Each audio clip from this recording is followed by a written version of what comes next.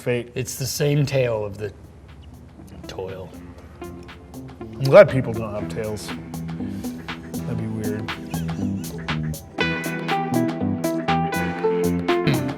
Welcome back to Talking Branches. I am your host, Timmy, and this is Daniel. It's me. It's just Daniel. It's just me.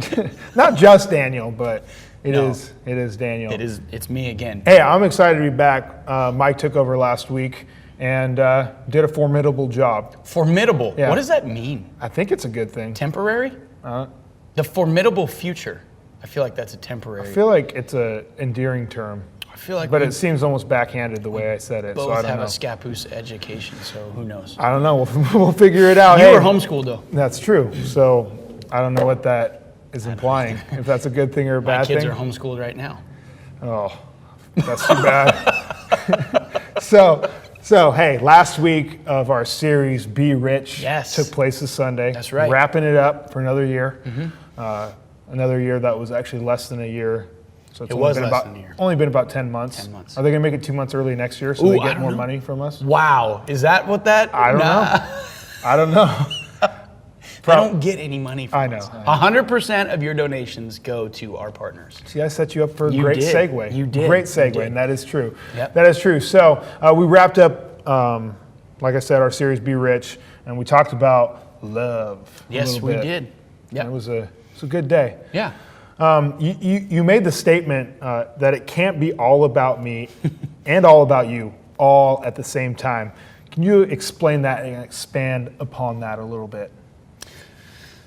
I mean, to me, when you think about it, if it's all about me, it can't be all about you all at the same time. And the reason why is because if it's all about me, then it can't be all about you. I feel like it's almost self-explanatory. Sure. So if I have my truth or my needs or my values and they don't line up with yours, then there has to be either a compromise or a choice. There has to be something solid, something consistent that we're basing decisions off of. And if one moment it's about you and then the next moment it's about me, and then the next moment it's about somebody else, we're not going to be making consistent decisions. We're not going to have consistent values. We're going to bounce back and forth. We're going to be like a boat tossed around on the sea by the wind and the waves. It's just there'll be no consistency to our life, no stability, no certainty, and no foundation to make decisions off of or to move forward from. Sure. Truth becomes relative. Truth becomes subjective. I think that's the tough part about that idea. But so many of us, so many individuals or movements in the world almost require both to be true. They almost require it to be all about everybody all at the same time. Even though there's a lot of discrepancy between discrepancy might be the wrong word, but there's a lot of differences between differing opinions, differing perspectives between just a couple of individuals, let alone, 8 billion or however many people are on the planet these days. So. Yeah, so you said it's a little self-explanatory, but you did unpack it a little bit there, and I think there's more to that as well. I guess it's kind of like when Coach says, like, "Hey, give it 110%." Like you said, it's not a percentage that actually works out. It can't be 100 and 100 because there can't be 200. So there has to be compromise, like you said. Yep. And I think compromise is something a lot of times that you have to, or sacrifice, I guess would be a better word, when you're talking about loving people. Right. Because then if it's not sacrificial, if you're not giving something of yourself away so that someone else can have your 70% or whatever, then you're kind of working with like a conditional love. Like, I'll love you if you kind of put these restrictions, barriers on people. Yeah, that's good. That's good. And one of the statements I followed that up with too, or that goes in the same vein, was that our culture, maybe I'm stealing one of your questions, but our culture has become more rights driven than responsibility driven. And I have my rights and I'm going to protect my rights, even if that infringes upon your rights, even if even if that causes me to not be responsible for my actions. I have rights, so my rights take precedence over my responsibility to care for others, to consider others, to provide for my family, to take care of my kids.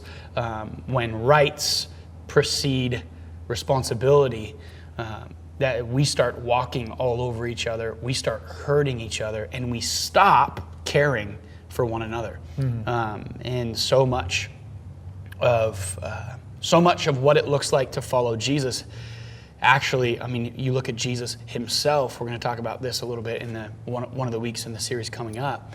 Jesus forfeited many of his rights as the Son of God to come and meet us where we are, because it was the responsible thing to do. And living like Jesus requires us sometimes to give up some of our rights or some of what we think we deserve in order to benefit those that God has placed us in the midst of. Right. And I think he actually broke some of those, I guess, the idea of the rights, because he had rights when it came to the way that he was treated by people, good or bad. He had some things where he broke the cultural law or the actual law. Or the religious law, right? Or they're like, why are you doing it like this? And he stepped out of those to show that there was something bigger at play, which, I mean, I don't want to touch on it too much because we're going to really get into that next series. But he really paved the way and showed that there's a responsibility that's more important than the rights. And I think this really becomes an American thing. I know I'm going to step on some toes there, but it becomes an American thing with all our rights, which they're great. Rights and freedoms are incredible. But when those trump our responsibility towards our fellow people, that becomes an issue, especially if you're trying to follow Jesus. Because if you're using your rights to trump someone else's, rights or someone else's well-being, then is that what you're supposed to be doing? Sure, you can, but it doesn't mean it's good. When our political rights overshadow our responsibility to represent Jesus, or in our attempt to preserve our political rights, if we forfeit the opportunity to have influence and continue to share the love of Jesus, that's a problem. Because as Christians, our first responsibility is to emulate Christ, is to share the gospel, is to love as Christ loved us, which is unconditionally, which is, it's not a favor, it's not a return that we should expect. And so that's an important, priority to get correct, to know that we are Jesus followers before we're anything else. And that's the responsibility that should reside over the top of anything else. Yeah, that's good. We went into, I think it was Acts 8:4, where it said that those who had been scattered preached the word wherever they went. And my question to you is, how does that relate to us now in 2020 in this community? Well, I mean, many of us live in Columbia County. Many of us live in Scappoose or St. Helens or Warren and in the kind of the surrounding areas there. And while that seems like it's small, and it is small in comparison, all of us have different connections with different people. And through COVID, it's kind of felt like, man, we've been scattered or separated or kind of, stuck in our small, maybe even little neighborhood. Definitely disrupted. Very, very, very disrupted, right? And so we have the opportunity, and I think what makes the church and what has made the church so impactful in the past has to do, yes, with the Sunday morning gathering, with the corporate large gathering. That's where we get encouraged. That's where we get challenged. That's where we, hear the word and kind of come together and recognize, we're a part of this bigger body.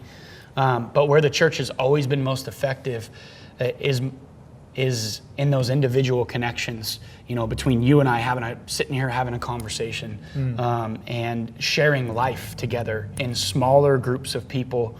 And we can be even more effective than we've ever been if we're out in our community sharing the love of Jesus as individuals, not just corporately. Corporately is awesome. It rejuvenates us. It reminds us of what we're supposed to be doing. That's what Be Rich has been, a reminder of what it's like to live generously. But as we're out in the world, in our culture, in our jobs, in our neighborhoods, if all of us are intentional, if all of us are on mission to share the love of Jesus with the people that we come into contact with, which are hundreds more people than just you or me come into contact with, right? If we're all on mission all the time, that looks a lot more like church than just a 1 hour time slot on a Sunday.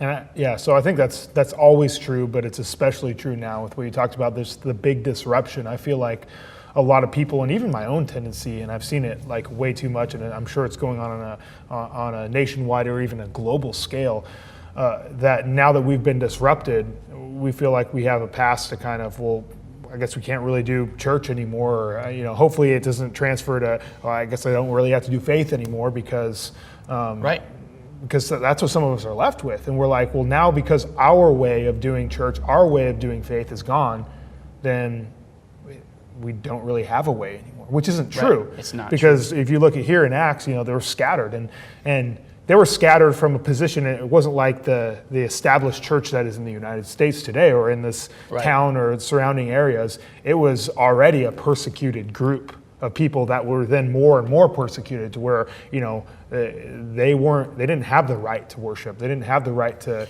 meet corporately. Right. Which sounds a whole lot like now. And it's like, well, what do? Well, they went and did what they were called to do regardless. Yeah. And there's still, if you look at more persecuted countries, the church movement in China and stuff like that, it's like they're not allowed to have buildings. They're not allowed to corporately meet in person, but they do. Or they find alternative ways to still carry out the gospel. And so I'm going to say something that's harsh, hard to swallow as Americans. Our ability to be the church does not hinge on our right to be the church. Mm-hmm. We don't need the government to give us permission to be Jesus followers. It doesn't hinge on that. On the other side of that coin is I think it's important. I think it's valuable. I think it's needed to continue to preserve that right however we can. I'm not saying that we should just give up and roll over. But to think that's the pinnacle of existence, like, man, we're the church because the government says we can, that's not accurate. Mm-hmm. And we see that all over the world.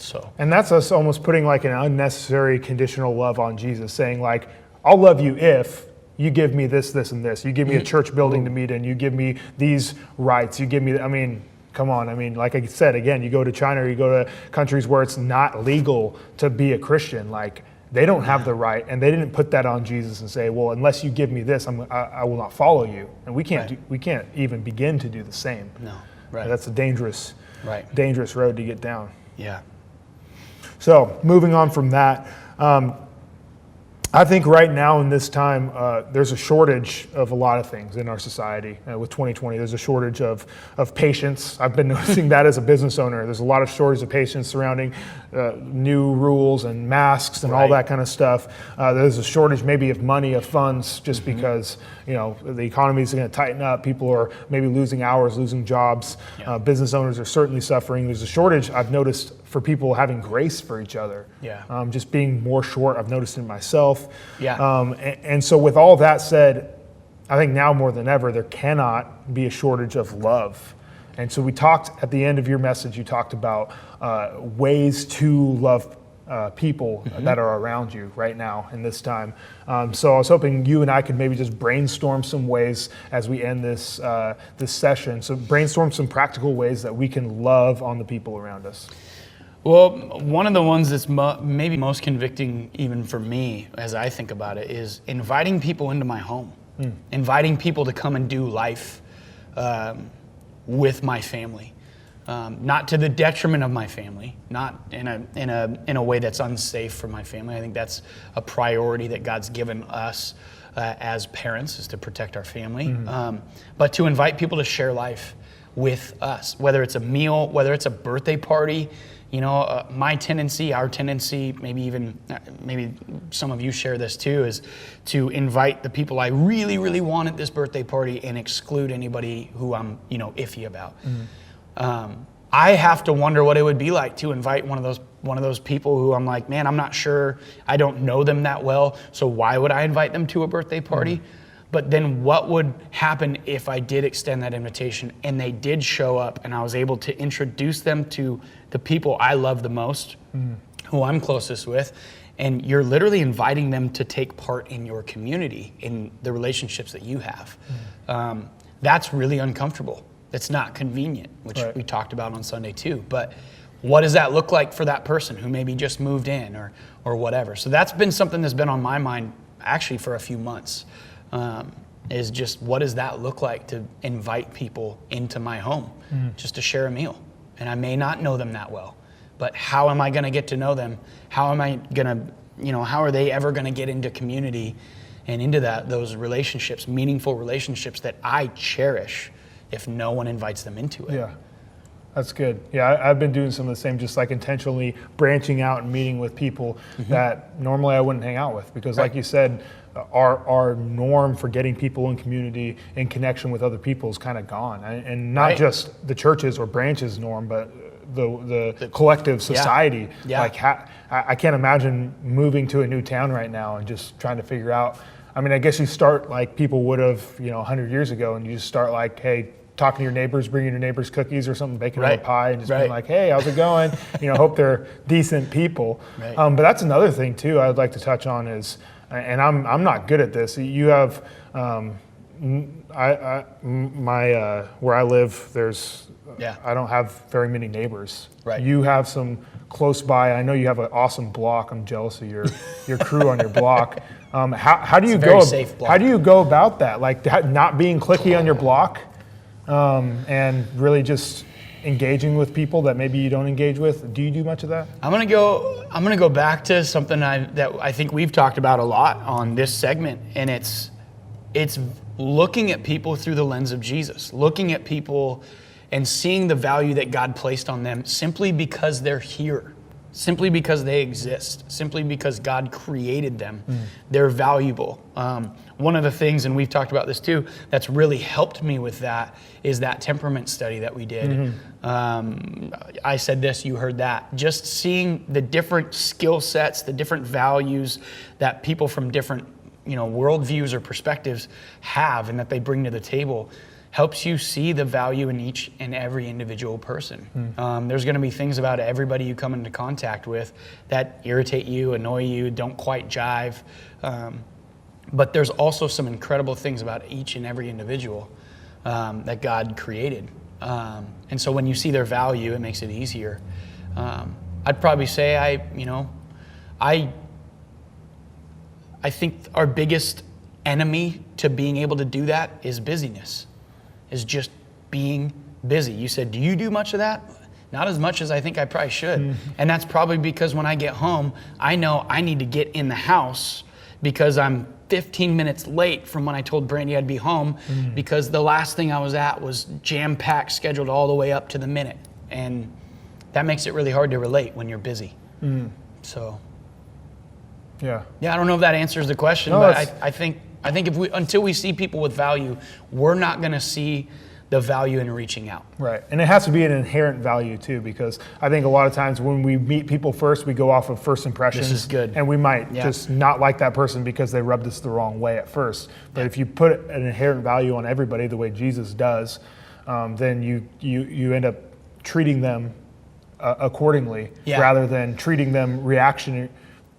That's good. Yeah. We react to our first interaction with them, and who knows what their day was like, who knows what that moment was like, who knows what they thought about you. But that inherent, I think that's the right word.